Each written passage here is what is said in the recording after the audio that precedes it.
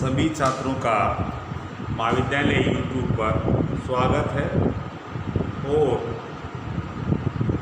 सभी छात्रों से निवेदन है कि कोरोना वायरस से बचते रहें, मास्क लगाए रहें और एक दूसरे से हाथ नहीं मिलाएं, गले नहीं मिलें और हाथों को बार बार धोते रहें। कोरोना वायरस को हराना है। पुनः कॉलेज में आपको यहाँ आना है। यूट्यूब में मैंने पहले ही वेगनर का महाद्वीपीय प्रवाह सिद्धांत पढ़ाया था। उसमें आपको बताया था मैंने कि जब सूर्य से पृथ्वी अलग हुई तब पेंजिया महाद्वीप स्थल भाग था और जल भाग, दो चीज़ थे। लेकिन इंडोजेनेटिक और एक्सोजेनेटिक फोर्स के परिणाम स्वरूप आंतरिक बल और बाह्य बल के कारण इसमें दरारें उत्पन्न हुई और ये बहकर चले गए। वेगनर महोदय ने अपने विचारों में ये बताया कि महाद्वीप में दरारें हुई और ये एक स्थान से दूसरे स्थान पर बह के चले गए। गट टॉपिक हमारा ये था। गट टॉपिक मैंने फर्स्ट, सेकंड, थर्ड स्टेज बताई थी पृथ्वी की कि सूर्य से अलग हुई तब स्थिति पेंजिया और पेंथालासा महासागर था और उसके बाद को ही लाखों वर्षों बाद में जब वाष्प ठंडी हुई, वाष्प चारों तरफ रहा और ठंडा हुआ पानी हो गया और पानी होने के पश्चात दो भागों में बट गया, जल भाग और स्थल भाग। जो ऊंचे उठे हुए भाग थे स्थल भाग, तो नीचे धसे हुए भाग थे वो जल भाग हो गए। कई करोड़ों वर्षों तक वर्षा होती रही, अपक्ष संकुचन होता रहा, अपक्षय और अपरदन होता रहा, तलछट जमा होता रहा और अनेक प्रकार की स्थलाकृतियाँ यहाँ बनती रही। जीवाश्म उत्पन्न हुआ, जीवाश्म बढ़ते रहे। तो इस प्रकार से मैंने आपको वेगनर महोदय के विचार समझाए थे कि वेगनर ने पृथ्वी को एक कागज़ के टुकड़ों के भांति तैरते हुए माना कि एक स्थान से दूसरे स्थान पर बह के चले गया। ब्रिटेन, उत्तरी अमेरिका, अफ्रीका, दक्षिणी अफ्रीका, अमेरिका, ये जुड़े हुए थे और ये बह के चले गए। आज इसके पक्ष में हम अपना विचार रखना चाह रहे हैं। तो अंध महासागर के दोनों तटों को मिलाया जा सकता है। जो हमारा अंध महासागर है, जो हमारे कोई वर्तमान के मानचित्र में जो आपको दिखाई देता है, ये चीज़, ये उत्तरी अमेरिका वाला भाग है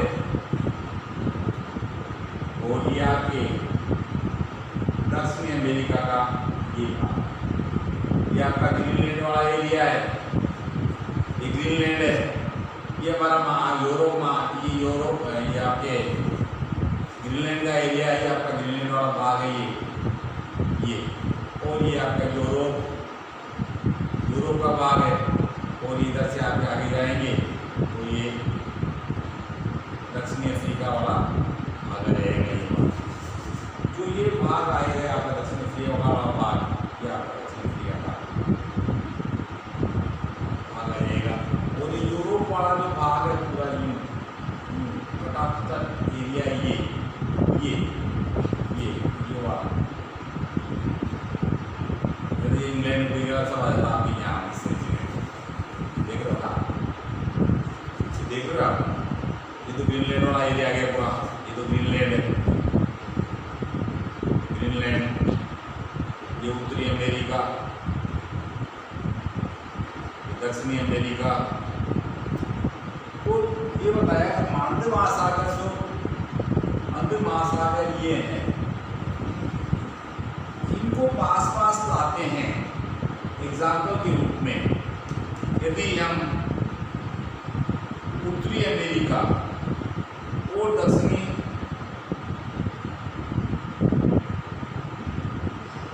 अमेरिका को जोड़ते हैं तो ये इसमें फिट हो जाते हैं एक दूसरे में। लेकिन दूसरा उदाहरण ये है कि जो दक्षिणी अमेरिका है और अफ्रीका महाद्वीप है, इन दोनों को यदि पास पास लाते हैं तो ये एक दूसरे में फिट बैठ जाते हैं। हिंदी का तट जो बता रहे हैं ये वाला भाग ये इसमें और यहाँ पर पाई जाने वाली चट्टानें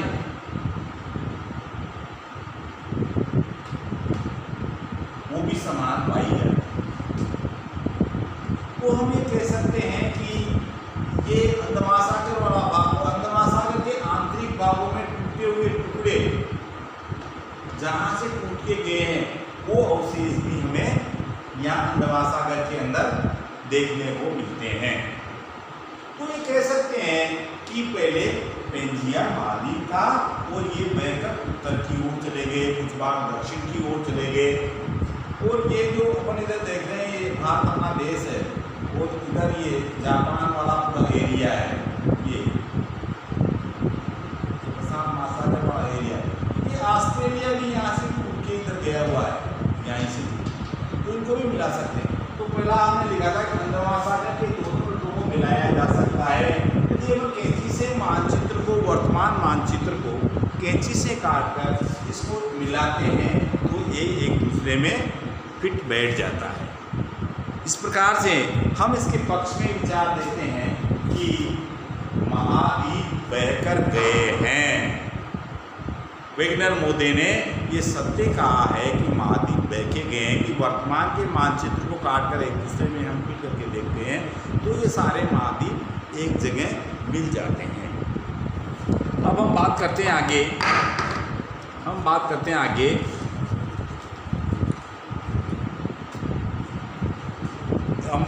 आगे अंड महासागर के दोनों तटों के, अंड महासागर के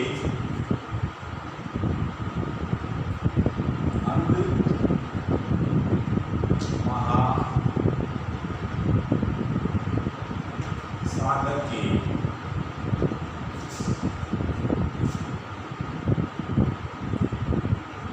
दोनों तटों के कैलिफोर्नियन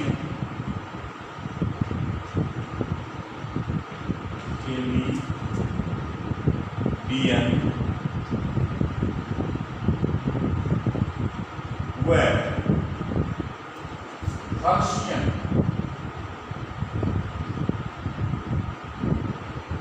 हर्शियन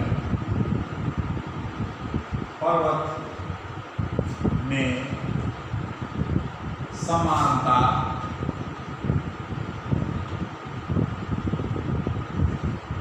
पाई जाती है।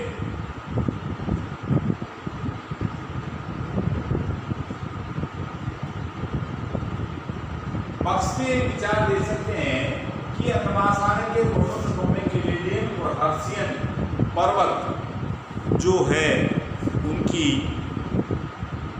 चट्टानें, उनके चट्टानों के टुकड़े, अवशेष, उनको मिलाकर देखा जाए अर्थात वैज्ञानिक सिद्धांत पर लैब में लाकर उनको मिलाया जाए तो ये स्पष्ट लगता है कि ये एक ही चीज़ है, एक ही भाग है। जिस प्रकार से ये चौक ब्लू कलर का है और इसको तोड़ देता हूँ और दोनों के यहाँ के भागों को मिलाते हैं और ये सेम उसी प्रकार की है तो उसको ये स्पष्ट कह सकते हैं कि ये महाद्वीप पहले बह के गए हैं, इसलिए हम पक्ष में विचार दे सकते हैं। ये चौक टूट गया, बिल्कुल टूट गया, अब ये चौक वापस में जोड़ते हैं तो ये अपनी अपनी जगह जाकर फिट बैठ जाता है। देखिए पास से इसका जॉइंट भी नज़र नहीं आता, लेकिन जॉइंट खोलते हैं तो ये जॉइंट दिखाई देता है और ये पास पास में अपने एक दूसरे में फिट बैठ जाते हैं। इसी प्रकार से हम कह सकते हैं कि अंड महासागर के दोनों तटों को पास में लाकर जोड़ते हैं तो एक दूसरे में बैठ जाते हैं। तो इससे ये स्पष्ट हो जाता है कि वेगनर मोदे ने अपने विचारों में ये स्पष्ट कर दिया कि महाद्वीप एक स्थान से दूसरे स्थान की ओर बहकर गए हैं। और दूसरी बात, यहाँ पर पाए जाने वाले जीवाश्म नंबर 3 में कहेंगे कि उन तटीय प्रदेशों में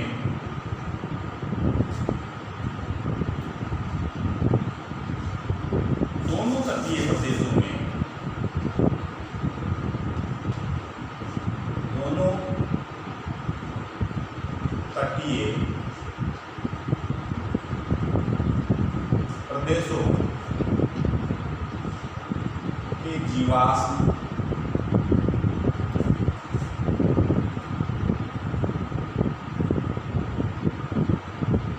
में समानता पाई जाती है।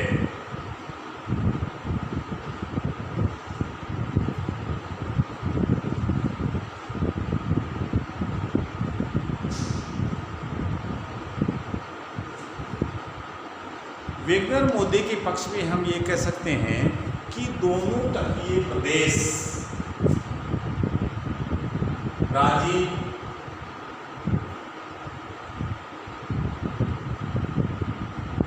और अफ्रीका दोनों के तटीय प्रदेशों में समानता पाई जाती है। समानता से तात्पर्य है कि उनके टुकड़े को एक दूसरे में सेट करें तो ये एक दूसरे में ये फिट हो सकते हैं। ये तो उत्तरी अमेरिका,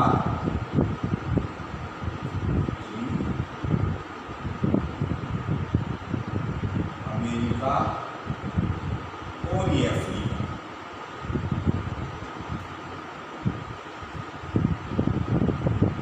दोनों एक दूसरे में फिट बैठ जाते हैं और यहाँ की जो चट्टानें हैं, डेजर्ट है और यहाँ के मिलने वाले जीवाश्म हैं और जीव है वो समान पाए जाते हैं।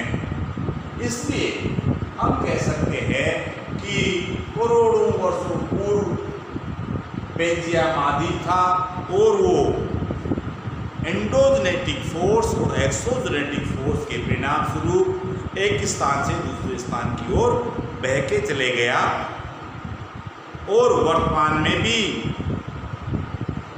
बहने की गति जारी है, लेकिन गति इतनी धीमी है कि हम एहसास नहीं कर सकते। ग्रीनलैंड निरंतर 20 mm, ग्रीनलैंड, ये जो ग्रीनलैंड वाला एरिया है, ये वाला ग्रीनलैंड, ये कहने का तात्पर्य है कि ग्रीनलैंड 20 mm प्रति वर्ष की गति से पश्चिम की ओर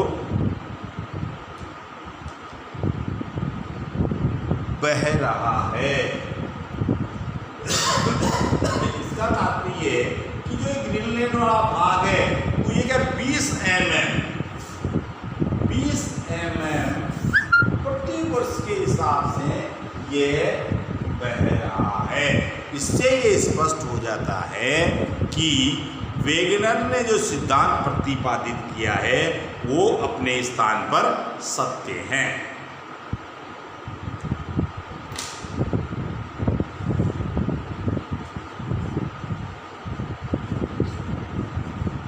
कार्बोनिफेरस युग के हिमानीकरण के प्रमाण भी हमें मिलते हैं। कार्बोनिफेरस काल में समय बर्फ जमा हुआ था, उस समय के प्रमाण भी हमें मिलते हैं और बर्फ पिघलने के प्रमाण भी हमें मिलते हैं कि जो जीवाश्म यहाँ पाए जाते थे वो जीवाश्म यहाँ भी पाए जाते हैं। अब यूँ कहें कि कार्बोनिफेरस युग में हिमानीकरण जब बर्फ़ पिघल के गई, एक स्थान से दूसरे स्थान पर गई, उस समय के भी हमें प्रमाण देखने को मिलते हैं।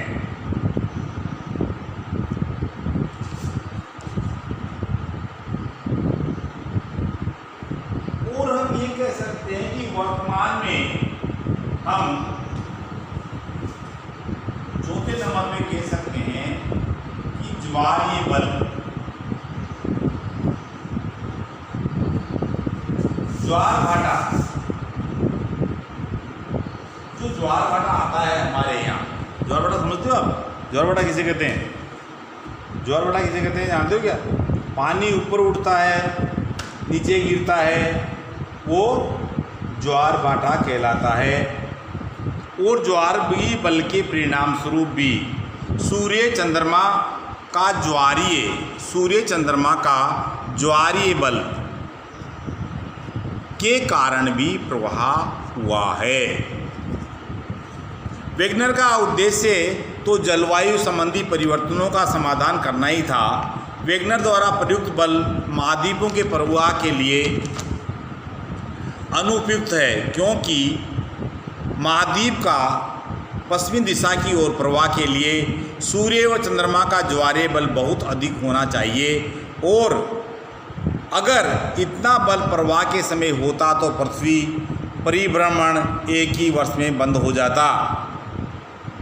पहले कहा गया था हमें कि सियाल सीमा बिना रुकावट के तैर रहा है, बाद में कहा सीमा सियाल पर रुकावट आती है।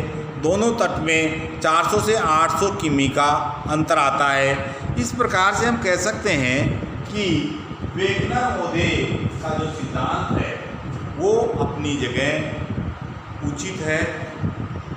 तो हम इसके पक्ष और विपक्ष में दोनों विचार बता सकते हैं, लेकिन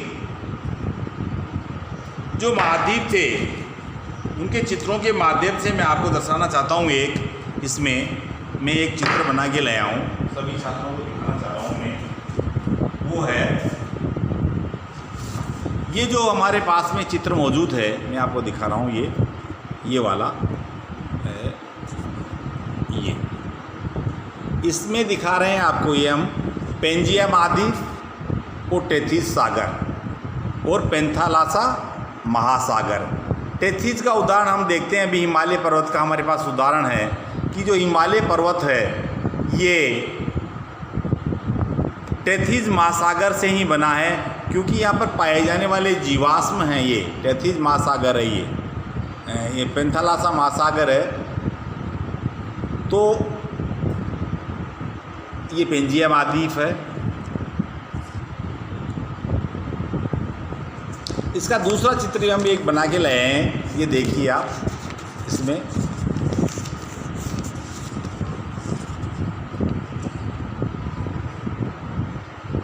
ये देखिए आप,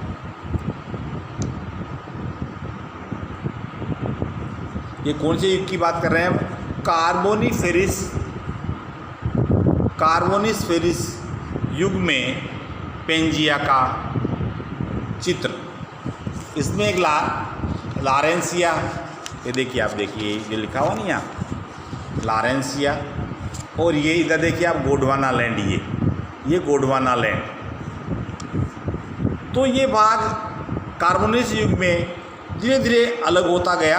अब आप इसमें देख सकते हैं कि ये उत्तरी अमेरिका और अफ्रीका महाद्वीप एक दूसरे में जुड़े हुए हैं। ये लारेंसिया महाद्वीप अलग हुआ कार्बोनिफेरस युग में। इससे पहले वाले मानचित्र में आपने देखा, ये देखिए आप, इसमें पेंजिया महाद्वीप है ये, और पेंजिया महाद्वीप में दरारें उत्पन्न हो गई। ये देखो, ये जो दरारें, ये देखो दरारें दिखाई दे रही है आपको, ये दरार उत्पन्न हो गई। ये पेंजिया महाद्वीप में ये दरारें उत्पन्न हो गई, और ये कुछ भाग पश्चिम की ओर बढ़ने लगा, पूर्व की ओर बढ़ने लगा। ये स्पष्ट इसमें दिखाई दे रहा है।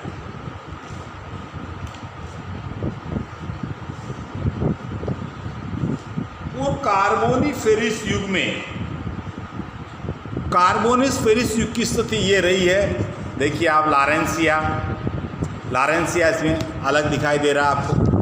ये लारेंसिया का जो भाग पीले कलर में दिखा रहा हूँ मैं, ये अलग दिखाई दे रहा है। और ये गोंडवाना वाला लैंड है, इसमें आप अंतर देख रहे हो कि उत्तरी अमेरिका और दक्षिणी अफ्रीका महाद्वीप में नीचे वाले भाग में अंतर आ गया है। ये कब की बात है? कार्बोनिफेरस का युग में विभाजन पेंजिया का। तो ये देखो आप, ये इधर देखो आप, ये कौन सा भाग है? ये हमारा वो भाग है, ऑस्ट्रेलिया वाला भाग है। तो ये अलग हो गया। हमारा इंडिया अलग दिखाई दे रहा है छोटे से भाग में, इस साइड में, ये वहाँ यहाँ। तो धीरे धीरे इनका विभाजन होता गया और ये अलग अलग होते गए। अभी वर्तमान में हम देखते हैं तो वर्तमान की जो स्टेज है इसको हम देखते हैं। तो वर्तमान में हम देखते हैं ये देखिए, वर्तमान में आप वर्तमान की स्थिति ये उत्तरी अमेरिका है, ये जो पीले वाला भाग है उत्तरी अमेरिका है, ये यूरोप महाद्वीप है, ये एशिया महाद्वीप है, ये अमेरिका है, ये अमेरिका है, ये अफ्रीका है, ये आपका ऑस्ट्रेलिया है, अंटार्कटिका है, ये इंडियन है, इंडियन। तो ये इस प्रकार से इसकी स्टेज देखिए, थर्ड स्टेज में ये स्थिति रही इसकी। ये तो हम कह सकते हैं कि महाद्वीप एक स्थान से दूसरे स्थान पर बहकर गए हैं। हम इसकी अगली वाली स्टेज देखें तो हम इस प्रकार से देख सकते हैं कि ये देखिए आप इसकी अभी वर्तमान में हम ऐसे हैं, हजारों किलोमीटर दूर उत्तरी अमेरिका है, दक्षिणी अमेरिका है, अफ्रीका इससे दूर है, यूरोप महाद्वीप दूर है, और हमारा भारत देश महान की आकृति अलग प्रकार की है। हमारी जो सीमाएं हैं देखिए आप, समुद्र से घिरी हुई सीमाएं हैं। तो ये जो स्थिति वर्तमान की है ये ऑस्ट्रेलिया महाद्वीप है। ये ऑस्ट्रेलिया देखिए आप, ये ऑस्ट्रेलिया है, ये एशिया महाद्वीप है, ये जापान वगैरह का एरिया सारा, ये अफ्रीका वाला एरिया है, ये दक्षिणी अमेरिका है।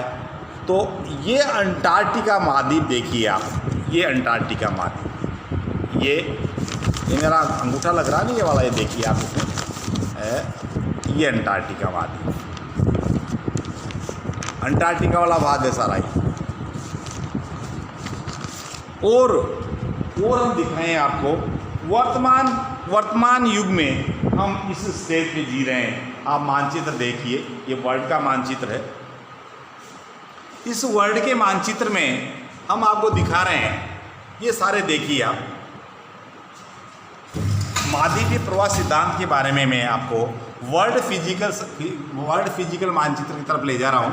इसमें आप देखिए, ये उत्तरी अमेरिका का भाग है, ये वाला भाग है, हाँ, और इसको दोनों काट कर यहाँ मिलाएं तो ये एक दूसरे में फिट बैठ सकते हैं। ठीक उसी प्रकार से ये सेंट्रल अमेरिका का जो भाग है, कैरिबियन सी के आसपास वाले भागों को, और ये क्या नाम से इस मेक्सिको को, इनको जोड़े तो एक दूसरे में जुड़ सकते हैं। इसी प्रकार हम देखते हैं, इधर देखिए आप, ये यूरोप महाद्वीप, पूरा महाद्वीप यूरोप महाद्वीप, और इसके आंतरिक अटलांटिक महासागर के ये चीज़ें हैं, इसको भी अपन मिलाएं तो एक दूसरे में फिट बैठ सकते हैं। और ये जो भूमध्य रेखीय प्रदेश है, ये यहाँ पर पाई जाने वाली जलवायु बराबर समान पाई जाती है, भूमध्य रेखीय जलवायु, इसलिए हम कह सकते हैं कि ये महापेंजिया महाद्वीप था।